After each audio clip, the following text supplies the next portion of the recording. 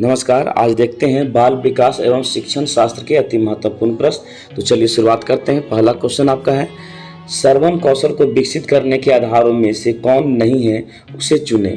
पहला ऑप्शन है आपका एकाग्रता का अभाव, दूसरा ऑप्शन है पर्याप्त श्रवण, तीसरा ऑप्शन है आपका शांति चित्त श्रवण और चौथा ऑप्शन आपका दिया हुआ है अनौपचारिक श्रवण। देखिए क्वेश्चन बोल रहा है कि कौन नहीं है। अगर हम अच्छे से सुनेंगे तो हम अच्छे से उसका जवाब दे सकते हैं। अगर शांति चित होकर के सुनेंगे तो हम अच्छे से जवाब दे सकते हैं। या कह सकते हैं, आप लोगों ने सुना होगा कि अच्छा वक्ता वही होता है जो अच्छा श्रोता होता है। तो अच्छा श्रोता बनने के लिए हमें एकाग्र होकर के किसी के बातों को सुनना होगा। तो यहाँ पहला ऑप्शन बोला था एकाग्रता का अभाव, या नहीं है पूछ रहा है, तो इसका आंसर इसीलिए पहला हो जाएगा एकाग्रता का अभाव। चलिए नेक्स्ट क्वेश्चन को देखते हैं। क्वेश्चन है कि भाषा शिक्षण का महत्व उद्देश्य बच्चों को शुद्ध बोलना तथा और क्या चाहिए। ऑप्शन दिया हुआ है आपका पढ़ना, लिखना, बोलना और चौथा ऑप्शन आपका सुनना। तो यहाँ बोल रहा है महत्व उद्देश्य। तो महत्व उद्देश्य अगर बोल रहा है तो बोलने के अलावा महत्व उद्देश्य जो होता है वो होता है आपका लिखना, इसलिए इसका आंसर हो जाएगा आपका बी। ऐसे आप भाषा शिक्षण में एक शुभोपल्ली को याद रखेंगे। शुभोपल्ली अर्थात सुनना, बोलना, पढ़ना और लिखना, और इसके पहले आप क्या कर देंगे, शुद्ध लगा देंगे। अर्थात आप कह सकते हैं शुद्ध शुद्ध सुनना, शुद्ध शुद्ध बोलना, शुद्ध शुद्ध पढ़ना और शुद्ध शुद्ध लिखना। तो इसका आंसर आप याद रख लीजिएगा, बी हो जाएगा। चलिए आगे बढ़ते हैं।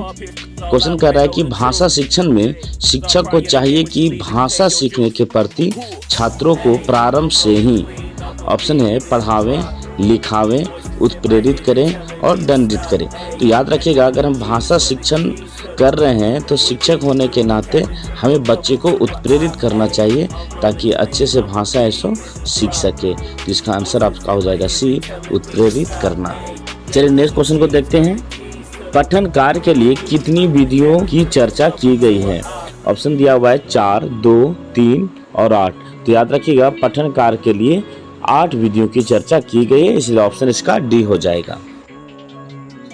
चलिए नेक्स्ट क्वेश्चन को देखते हैं।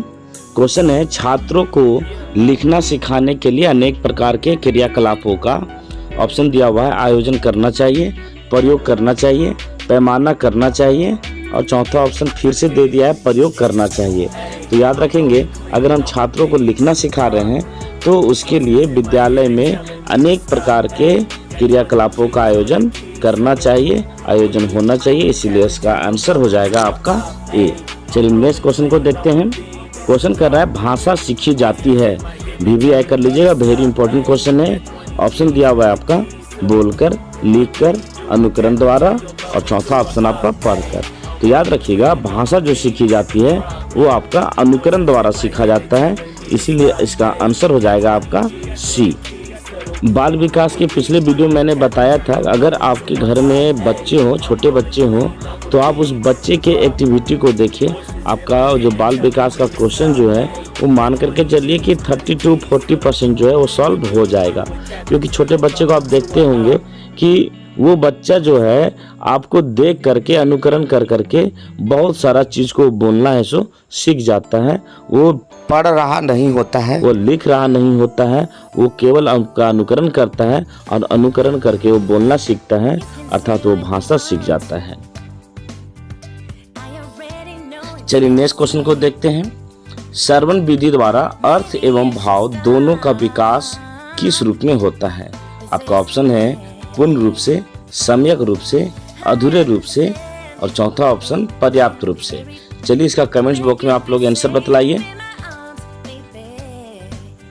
चलिए इसके आंसर देखते हैं। इसका आंसर हो जाएगा आपका बी, सम्यक रूप से। अर्थात श्रवण विधि द्वारा अर्थ एवं भाव दोनों का विकास जो होता है वो सम्यक रूप से होता है। सम्यक का अर्थ समझिएगा, सम्यक का अर्थ होता है पूरी तरह से, अच्छी तरह से, भली भांति। यहाँ क्वेश्चन कर रहा था कि श्रवण विधि द्वारा अर्थ एवं भाव दोनों का विकास किस रूप में होगा।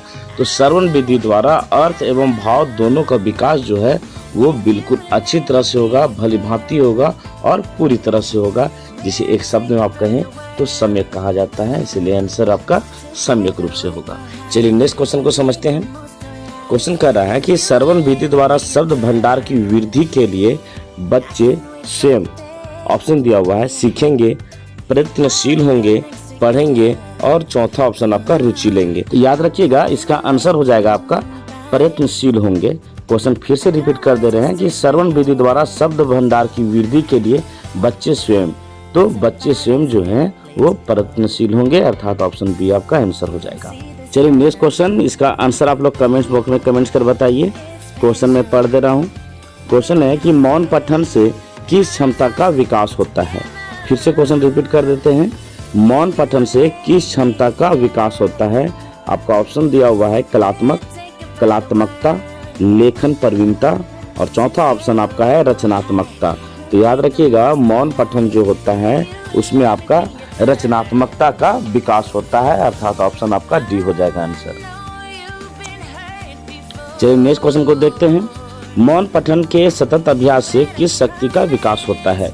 ऑप्शन दिया हुआ है आपका पठन, लेखन, चिंतन और कुछ भी नहीं। तो याद रखिएगा मौन पठन की बात हो रहा है तो मौन पठन में ऐसे भी हम चिंतित होते हैं, चिंता करते रहते हैं और मतलब एकाग्र होकर के पढ़ाई करते हैं। तो इसमें आपका पठन और लेखन शक्ति का विकास नहीं होता है, इसमें आपका चिंतन शक्ति का ही विकास होता है। इसका ऑप्शन आपका सी हो जाएगा। चलिए नेक्स्ट क्वेश्चन है, सामाजिक परिपक्वता का विशेष गुण प्रदर्शित करता है। ऑप्शन इसका देखिए मैंने दो ऑप्शन ऑलरेडी इसलिए हटा दिया है ताकि बहुत ज़्यादा उलझन ना हो। तो इसका आंसर आप सीधा याद रखिएगा कि सामाजिक परिपक्वता जो है उसका विशेष गुण प्रदर्शित करेगा जब एक व्यक्ति की आवश्यकताओं, उद्देश्यों तथा सामाजिक मान्यताओं में उत्तम तालमेल हो। इसीलिए इसका आंसर आपका ये है। इंपॉर्टेंट क्वेश्चन है, याद रखिएगा। नेक्स्ट क्वेश्चन आपका है, पूर्व प्राथमिक विद्यालय में बालक के समायोजन संबंधी कसौटी है। ऑप्शन दिया हुआ है उसके द्वारा अपनी देखभाल तथा आवश्यकताओं की पूर्ति पर ध्यान देना। दूसरा ऑप्शन है कि अपनी सामाजिक स्थिति में प्रसन्न रहना।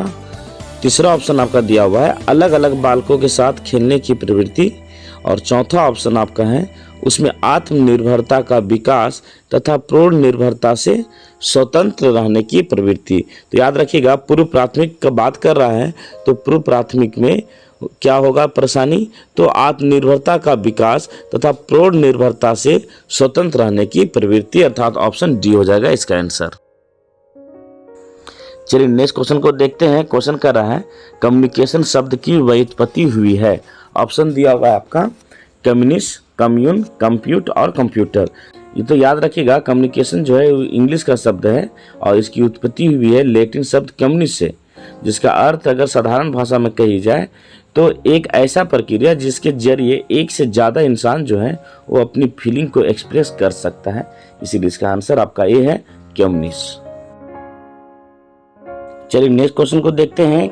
संप्रेषण एक ऐसी प्रक्रिया है जिसके अंतर्गत दो व्यक्तियों के मध्य, ऑप्शन दिया हुआ है अनुभवों का आदान प्रदान किया जाता है, यह अनुभवों का पृष्ठ पोषण करती है, अप्रत्यक्ष वार्तालाप किया जाता है और चौथा ऑप्शन आपका है प्रत्यक्ष वार्तालाप किया जाता है। याद रखिएगा संप्रेषण की क्रिया में हम अपने अनुभवों का आदान प्रदान कर रहे होते हैं, इसलिए इसका आंसर आपका ए है, अनुभवों का आदान प्रदान किया जाता है। चलिए नेक्स्ट क्वेश्चन को देखते हैं। संप्रेषण संपन्न हो सकता है। ऑप्शन दिया हुआ है दो प्राणियों के मध्य, दूसरा ऑप्शन है आपका मशीन एवं प्राणी के मध्य, तीसरा ऑप्शन है दो पशुओं के मध्य, चौथा ऑप्शन है केवल मशीनों के मध्य। तो याद रखेंगे संप्रेषण का मतलब बातचीत ही होता है और बातचीत दो प्राणी ही आपस में कर रहे होते हैं, हम मशीन से बातचीत नहीं कर रहे होते हैं। और पशु आपस में क्या बात कर रहे हैं क्या नहीं कर रहे हैं वो अलग ही मैटर हो जाता है, और दो मशीन आपस में क्या बात कर रहे हैं उसको संप्रेषण नहीं कहा जाता है, वो रोबोटिक आपका सिस्टम है। तो याद रखिएगा कि संप्रेषण जो है वो दो प्राणियों के मध्य में संपन्न होती है, अर्थात ऑप्शन आपका ए हो जाएगा। चलिए नेक्स्ट क्वेश्चन है संप्रेषण की प्रक्रिया संपन्न होती है। ऑप्शन दिया हुआ आपका प्रेषक एवं ग्राहक के मध्य, दूसरा ऑप्शन है शिक्षक एवं छात्रों के मध्य, तीसरा ऑप्शन है माता पिता एवं बालकों के मध्य और चौथा ऑप्शन आपका है कंप्यूटर एवं मनुष्य के मध्य। सोचिएगा कि अगर हम संप्रेषण का बात कर रहे हैं अर्थात हम बातचीत कर रहे हैं तो केवल हम छात्र और शिक्षक के बीच ही बातचीत करेंगे उसे ही संप्रेषण करेंगे, या माता पिता बालक से बात कर रहा है उसे ही संप्रेषण कहें, या कंप्यूटर मनुष्य जो बात कर रहा है उसे संप्रेषण कहें, ऐसा नहीं होता है। हमें बातचीत करना है तो हम किसी से भी बातचीत कर सकते हैं। तो याद रखिएगा कि हम जो बात किए अर्थात अपने मैसेज को अगले के पास पहुंचाए, अर्थात हम उसे सेंड किए, और अगला जो है वो मेरे बातों को सुन रहा है अर्थात वो रिसीव कर रहा है। तो याद रखिएगा संप्रेषण की प्रक्रिया जो होती है वो प्रेषक अर्थात सेंडर एवं ग्राहक अर्थात रिसीवर के मध्य होता है। तो ऑप्शन आपका ए हो जाएगा। चलिए नेक्स्ट क्वेश्चन बहुत इंपॉर्टेंट है, याद रखिएगा। क्वेश्चन कर रहा है कि निम्नलिखित वैज्ञानिक उपकरणों के आविष्कार के फलस्वरूप विश्व में संप्रेषण के क्षेत्र में क्रांतिकारी परिवर्तन हुए। ऑप्शन है आपका टेलीग्राफ यंत्र, टेलीविजन, मोर्स की, और चौथा ऑप्शन आपका रेडियो की। तो याद रखिएगा कि टेलीग्राफ यंत्र का जब आविष्कार हुआ तो संप्रेषण के क्षेत्र में क्रांतिकारी परिवर्तन आना शुरू हो गया, अर्थात ऑप्शन आपका ए हो जाएगा। चलिए नेक्स्ट क्वेश्चन इंपॉर्टेंट क्वेश्चन है, अभिव्यय कर लीजिएगा। संप्रेषण प्रणाली को तकनीकी रूप से सक्षम बनाने का सर्वप्रथम श्रेय जाता है। ऑप्शन दिया हुआ है आपका सेनान को, फिलिप्स को, क्राउनबेक को, और चौथा ऑप्शन आपका फ्रीमैन को। तो याद रखिएगा इसका आंसर आपका ए है सेनान को। चलिए नेक्स्ट क्वेश्चन को समझते हैं। क्वेश्चन बोल रहा है कि मनुष्य स्वयं संप्रेषण को सर्वाधिक प्रभावित करता है जबकि उसकी, ऑप्शन दिया हुआ है भाषा में विकृति हो, संवेदी अंगों में विकृति हो, तीसरा ऑप्शन है आपका मानसिक स्थिति विकृत हो, और चौथा ऑप्शन आपका शारीरिक विकृति हो। तो याद रखिएगा इसका आंसर आपका ए है भाषा में विकृति हो। चलिए नेक्स्ट क्वेश्चन है, एक व्यक्ति में प्रभावी श्रवण निम्नलिखित किस परिस्थिति में समाप्त हो सकता है। तो इसका सीधा आंसर याद रख लीजिएगा कि एक व्यक्ति में प्रभावी श्रवण जो होता है वो बाधक व्यक्तित्व के कारण जो है वो समाप्त हो सकता है। तो इसका आंसर आपका ए है। चलिए नेक्स्ट क्वेश्चन है, विभिन्न प्रकार की दृश्य श्रव्य सामग्री को वर्गीकृत किया जाता है। ऑप्शन दिया हुआ है मुख संप्रेषण के अंतर्गत, शाब्दिक संप्रेषण के अंतर्गत, उपरोक्त दोनों प्रकार के संप्रेषणों के अंतर्गत, और चौथा ऑप्शन है आपका संप्रेषण की प्रभावी विधा के अंतर्गत। तो याद रखिएगा कि विभिन्न प्रकार की जो दृश्य श्रव्य सामग्री जो होती है उसे मुख्य संप्रेषण के अंतर्गत जो है वर्गीकृत किया जाता है, अर्थात इसका आंसर आपका ए हो जाएगा। चलिए नेक्स्ट क्वेश्चन को देख लेते हैं। जन संचार माध्यमों को वर्गीकृत किया जाता है। ऑप्शन दिया हुआ है बृहद समूह संप्रेषण के अंतर्गत, दूसरा ऑप्शन आपका दिया हुआ है इलेक्ट्रॉनिक माध्यम एवं बृहद समूह के मध्य संप्रेषण, तीसरा ऑप्शन है आपका जन संचार संप्रेषण, और चौथा ऑप्शन आपका दिया हुआ है रेडियो दूरदर्शन संप्रेषण के अंतर्गत। तो याद रखेंगे जन संचार माध्यमों को बृहद समूह संप्रेषण के अंतर्गत वर्गीकृत किया जाता है। ऑप्शन आपका ए इसका आंसर है। चलिए अगर आपको वीडियो पसंद आ रहा है तो इसे जरूर से जरूर आप शेयर कीजिएगा, और पहली बार अगर कोई इसे देख रहे हो तो इसे जरूर सब्सक्राइब कर दीजिएगा, और साथ ही बेल आइकन को भी दबा दीजिएगा ताकि नेक्स्ट वीडियो लेकर के आऊँ तो आप तक जल्द पहुंच सके। चलिए क्वेश्चन है कि सरकार आजकल साक्षरता अभियान चला रही है, यदि इसे सफल बनाना है तो इसका दायित्व किसे सौंपना चाहिए। बहुत ही इंपॉर्टेंट क्वेश्चन है। याद रखिएगा कि सारा दावेदार जो होता है सफल करने के लिए वो शिक्षकों पे ही होता है। तो अगर साक्षरता अभियान को सफल करना है तो इसका दायित्व जो है वो शिक्षकों पे ही सौंपना चाहिए, अर्थात इसका ऑप्शन जो है आपका अध्यापकों को, अर्थात ऑप्शन सी हो जाएगा। चलिए नेक्स्ट क्वेश्चन बहुत ही इंपॉर्टेंट क्वेश्चन है, और इस क्वेश्चन से आप समझिएगा कि क्यों शिक्षक को एक समाज निर्माता भी कहा जाता है। क्वेश्चन कह रहा है कि भारतवर्ष में व्याप्त सामाजिक कुरीतियों को आप किसके माध्यम से दूर करवाना चाहेंगे। ऑप्शन दिया हुआ है शिक्षक द्वारा, युवा वर्ग द्वारा, राजनीतिज्ञों द्वारा, और चौथा ऑप्शन दिया हुआ है यह कुरीतियां दूर नहीं हो सकती है। याद रखिएगा शिक्षक का दायित्व तो बहुत बड़ा है, और शिक्षकों के माध्यम से ही हम जो सामाजिक कुरीतियां हैं उसे दूर कर सकते हैं, इसलिए आपका आंसर जो है ये है शिक्षक द्वारा। चलिए नेक्स्ट क्वेश्चन को पढ़ते हैं। अनुसूचित जाति, जनजाति व पिछड़े वर्गों को आरक्षण दिए जाने के संबंध में आप क्या विचार रखते हैं। ऑप्शन दिया हुआ है आपका आरक्षण यथावत विद्यमान रहना चाहिए, दूसरा ऑप्शन है आरक्षण का आधार आर्थिक होना चाहिए, तीसरा ऑप्शन है आरक्षण बिल्कुल समाप्त कर देना चाहिए, और चौथा ऑप्शन दिया हुआ है आरक्षण आवश्यकता अनुसार होना चाहिए। याद रखिएगा, अभी आरक्षण में कई चेंजेस जो हैं वो भारत सरकार द्वारा और राज्य सरकार द्वारा भी लाए जा रहे हैं। वैसे इसका आंसर आपका बी है, आरक्षण का आधार जो है वो आर्थिक होना चाहिए।